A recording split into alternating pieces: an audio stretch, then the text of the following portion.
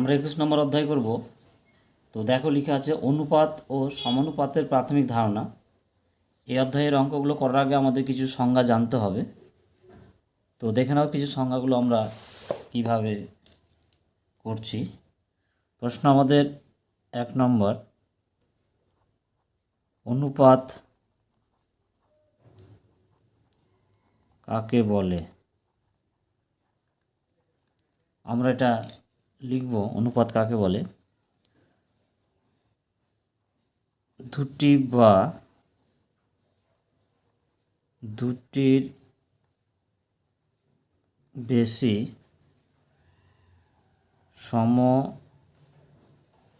সমজাতীয় রাশির তুলনাকে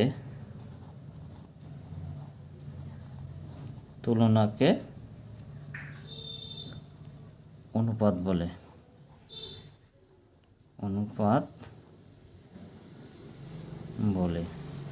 আমরা এর কিছু একটু বৈশিষ্ট্য জানব।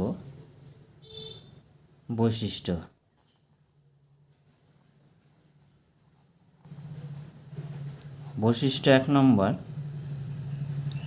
অনুপাত একক বর্জিত। অনুপাত একক বর্জিত। 2 নম্বর আমরা জানব,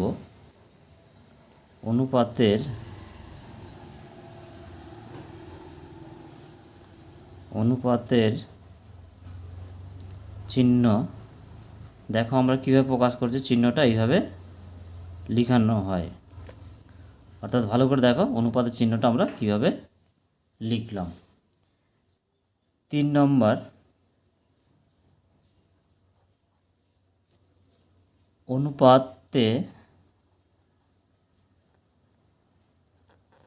অনুপাতে যে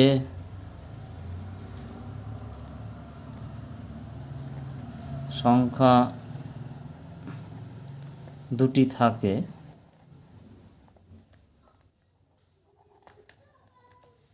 তাকে অনুপাতের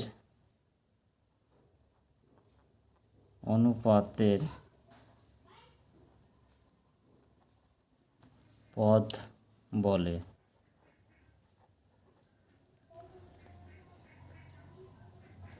প্রথম পদকে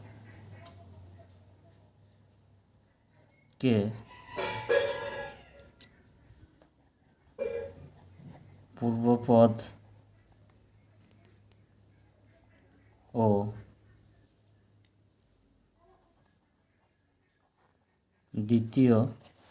দ্বিতীয় পদকে উত্তর পদ বলা হয়।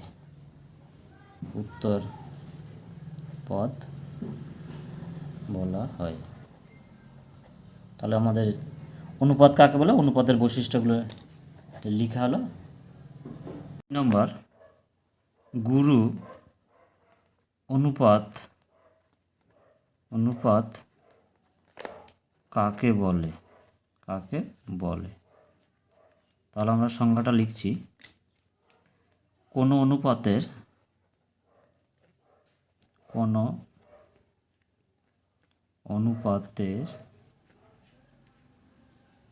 অনুপাতের পূর্বপদ,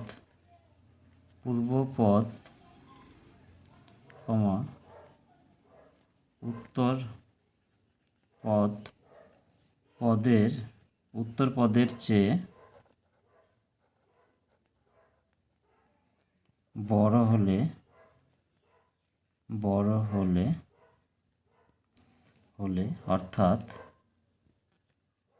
অর্থাৎ পূর্বপদ গ্রেটার দেন উত্তর পদ হলে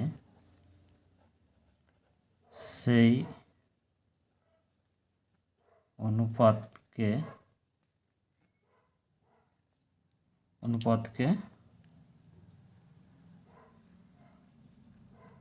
গুরু অনুপাত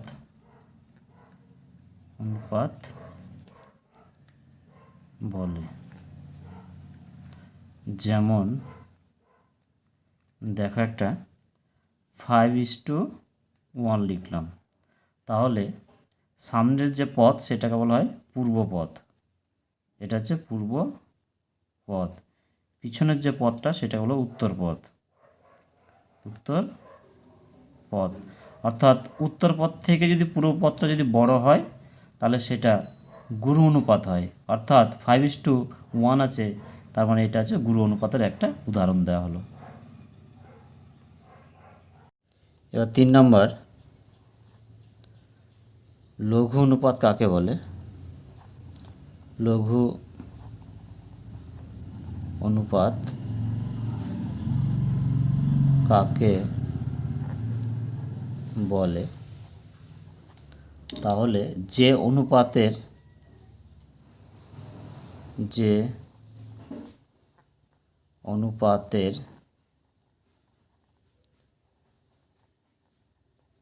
পূর্বপদ লেস দেন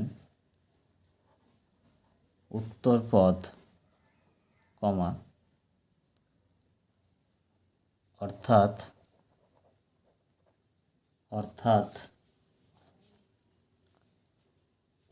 পূর্বপদ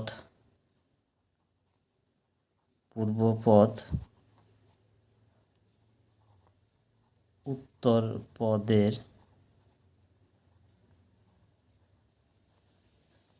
চেয়ে ছোট, সেই অনুপাতকে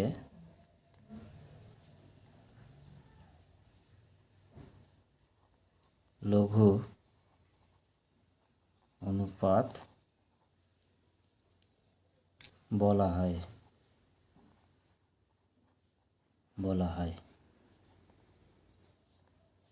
যেমন দেখো 2:5, তাহলে আমাদের উত্তর পদের থেকে পূর্ব পদটা ছোট, তাই এটাকে আমরা বলবো লঘু অনুপাত। অর্থাৎ অনুপাতের সামনে ছোট থাকবে, পিছনে বড়, এটাকে আমরা বলবো লঘু অনুপাত। এবার আমরা 4 নম্বর, সমানুপাত কাকে বলে? সমানুপাত কাকে বলে?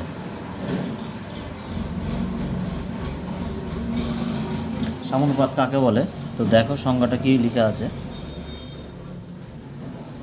কোনো অনুপাতের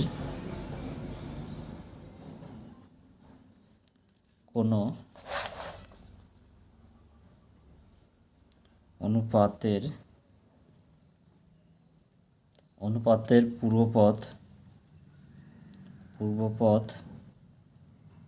ও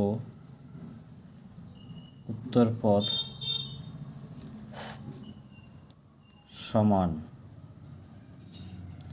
সমান হলে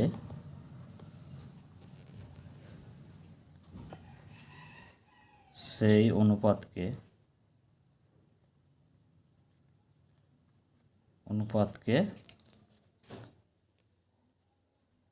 সমানুপাত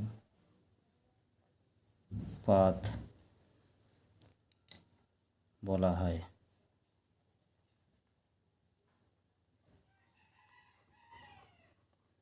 যেমন 5:5, অর্থাৎ